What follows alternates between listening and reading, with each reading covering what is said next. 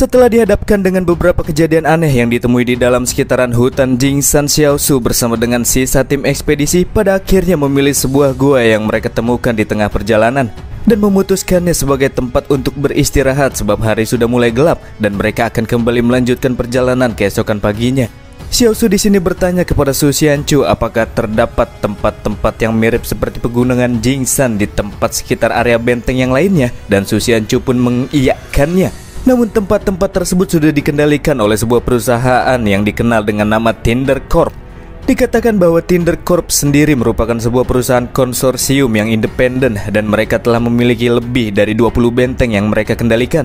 Jaraknya sendiri sangat jauh dari benteng 113. Maka dari itulah Xiaosu yang merupakan orang awam sama sekali tidak pernah mendengar tentang Tinder Corps ini. Dari arah lain, Liu Bu, si pria beban, bertanya kepada Xiaosu apakah batang pinus yang berisikan air yang sebelumnya mereka kumpulkan bisa dimakan setelah direbus seperti ini. Ya sudah pastilah tidak bisa dong, balas Bang Gembel. Karena kekurangan makanan, Liu Bu di sini meminta Xiaosu untuk kembali membuat keinginan seperti insiden babi hutan yang nabrak pohon sebelumnya. Sambil melempar botol air kosong ke arah Liu Bu, Xiaosu menyuruh pria tersebut saja yang meminta keinginan. Liu Bu pun mengatakan mana mungkin ada hewan yang akan datang dan bisa mereka jadikan makanan bila ia membuat permintaan seperti itu. Dan secara tiba-tiba saja mulai terdengar suara segerombolan binatang liar yang berasal dari arah luar gua dan suaranya semakin lama semakin mendekat.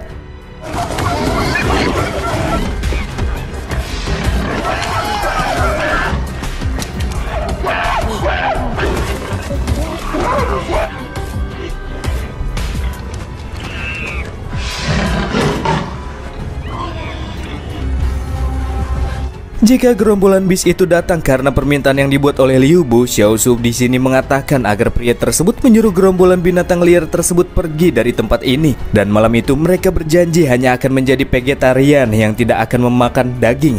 Walaupun sempat ragu dengan pemikiran Xiaosu, tapi akhirnya Liu Bu pun melakukan apa yang dikatakan oleh Bang Gembel. Dan secara ajaib, gerombolan bis tersebut pun langsung pergi dari area pintu masuk gua.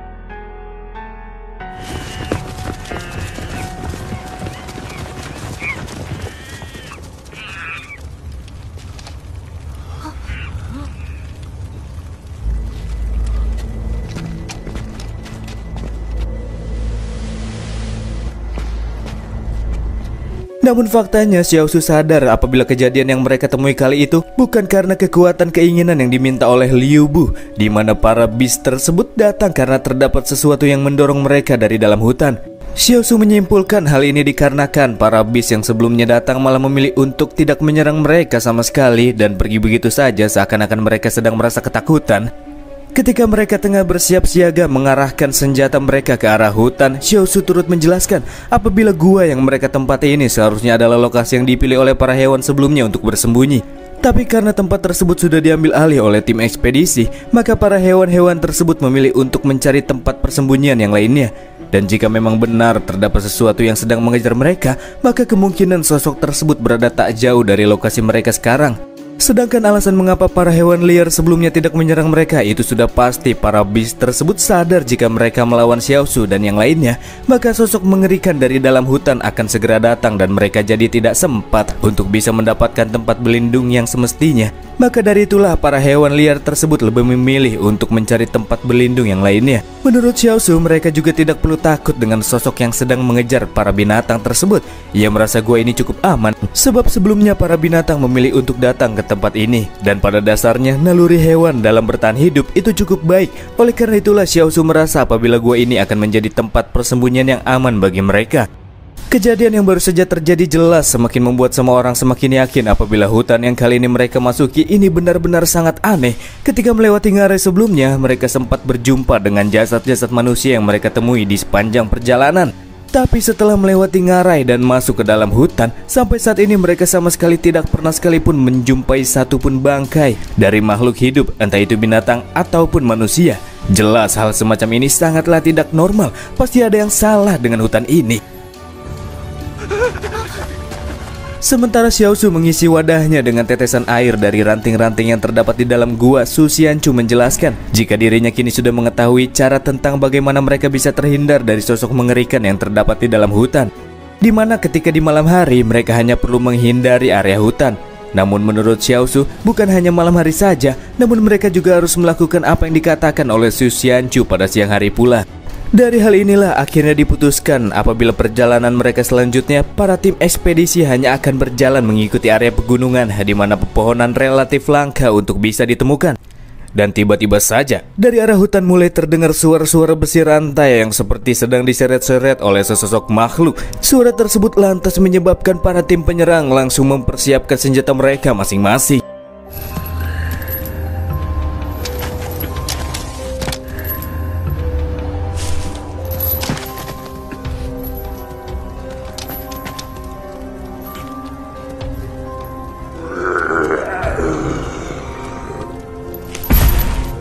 Walaupun sosok yang tersembunyi di balik bayang-bayang hutan gelap tersebut masih belum menampakkan dirinya, namun Su Xianchu menegaskan kepada yang lainnya untuk segera menembak ketika makhluk tersebut terlihat. Dengan daya tembak yang dimiliki oleh ketiga orang ini, Su Xianchu merasa yakin apabila makhluk tersebut bisa mereka hancurkan sesaat setelah keberadaannya terlihat. Dan bahkan jika itu masih belum cukup, Su Xianchu juga akan sekalian melepaskan Shadow Clone miliknya.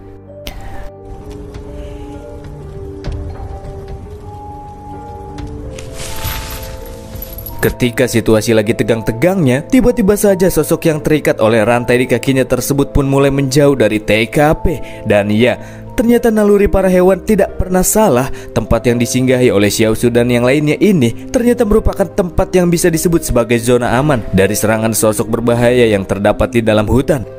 Namun untuk memastikan keamanan mereka tetap terjaga, dilakukanlah pembagian tugas jaga sip malam. Dan pada sip pertama akan dijaga oleh Su Xianchu dan sisanya akan mengikuti.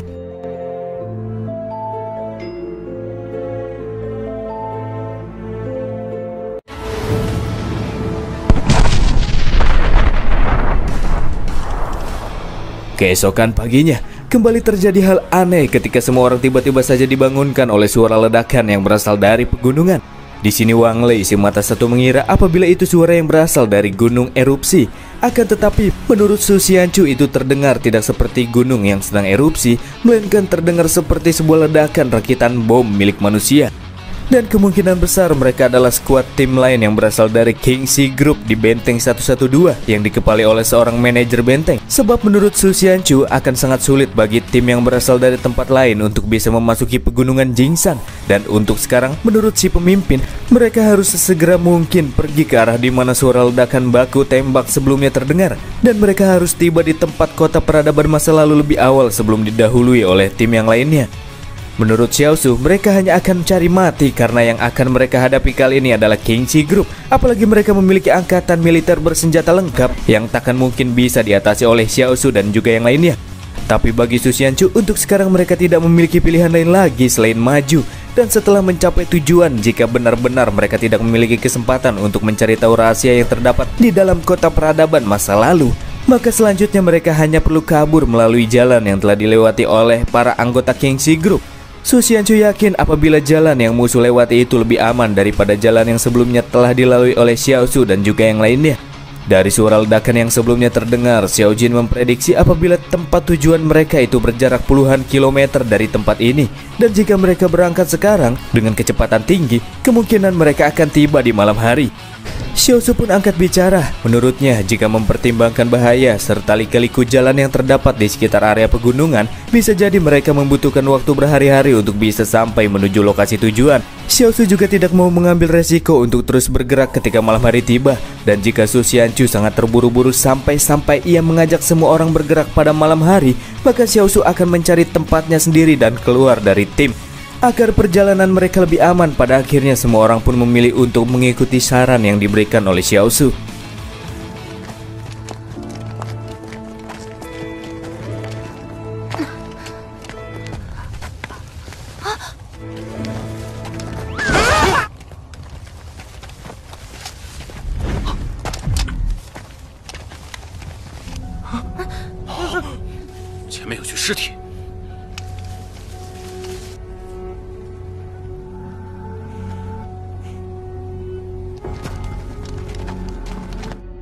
Setelah kembali melanjutkan perjalanan, tim menemukan sebuah jasad manusia yang tak lagi bernyawa dalam kondisi yang mengenaskan. Dan menurut Xiaosu, mungkin jasad tersebut adalah seseorang yang berasal dari Kingxi Group. Akan tetapi setelah memeriksanya, Su Xianchu mendapati jika jasad tersebut bukanlah berasal dari Kingxi, melainkan jasad seorang tentara bayaran. Dan ketika ditelusuri lebih lanjut, ditemukanlah sebuah kalung yang bertuliskan nama Su Xia. Dan iya, ternyata jasad ini adalah jasad Su Xia yang sebelumnya telah menghilang tak kemana. 这怎么可能是徐夏？这名牌不会有错。确认是徐夏吗？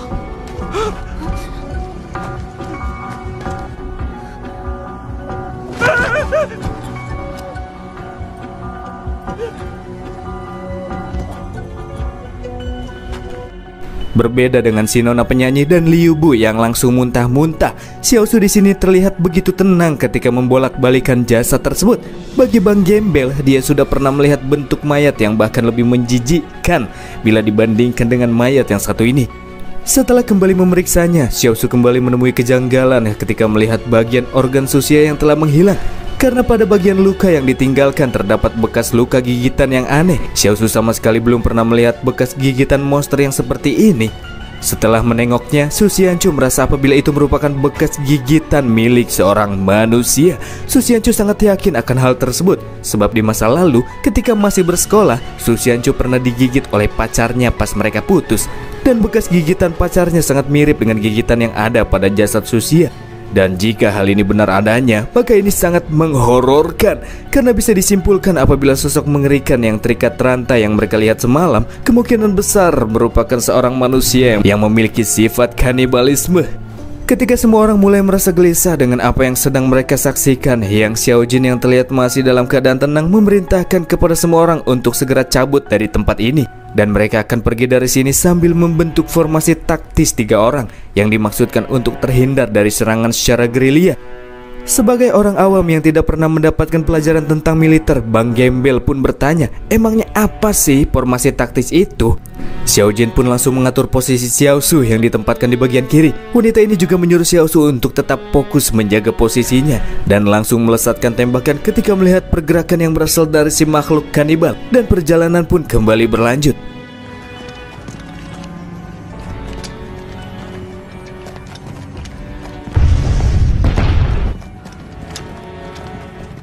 Sambil bergerak membentuk formasi, Su Xianchu menjelaskan bahwa dari kebiasaan para militer, ketika mereka melepaskan sebuah ledakan penghancur area, biasa terdapat pula beberapa pengintai yang ditempatkan di sekitar area ledakan. Maka dari itulah mereka harus berhati-hati ketika memasuki teritorial lawan nantinya. Di saat itulah muncul seekor kucing liar yang berlari dan sempat berhenti di depan tim dalam kondisi yang dipenuhi oleh luka-luka. Dan tak lama setelahnya langsung kabur. Sepertinya ia tidak berniat untuk melakukan serangan dalam kondisi seperti itu.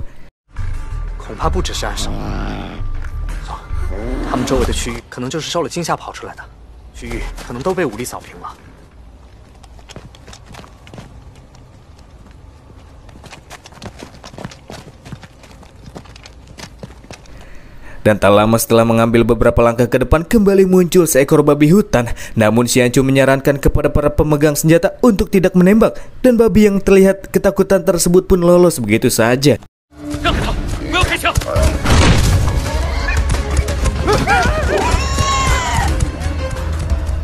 Liu Bu sangat menyayangkan momen tersebut. Padahal babi hutan yang mereka temui ini bisa mereka panggang untuk menghilangkan rasa lapar semua orang. Apalagi mereka belum makan hampir seharian penuh. Dalam hal ini Xiaosu mengatakan jika si Liu Bu ini memang IQ-nya sudah berkembang, tapi ia tidak menggunakannya dengan benar. Bukannya apa-apa nih, karena jika mereka memanggang babi dan membuat perapian di tempat terbuka seperti ini, maka jelas posisi mereka akan langsung diketahui oleh Kingxi Group.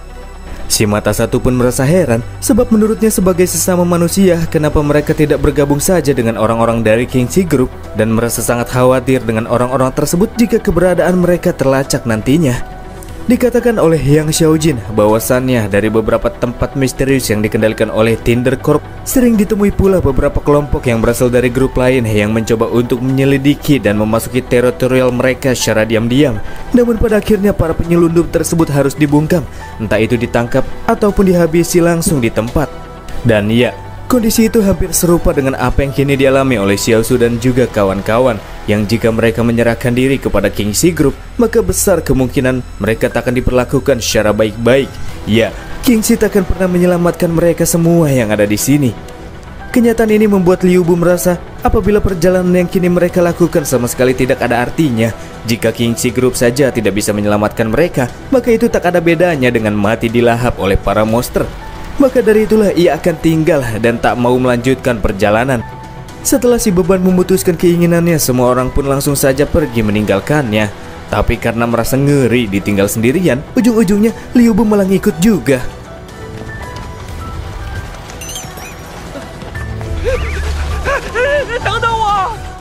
Dan itulah episode The First Order kali ini teman-teman. Silakan tekan tombol like dan nyalakan lonceng bila kalian menyukai konten ini. Dan akhir kata dari saya, bye.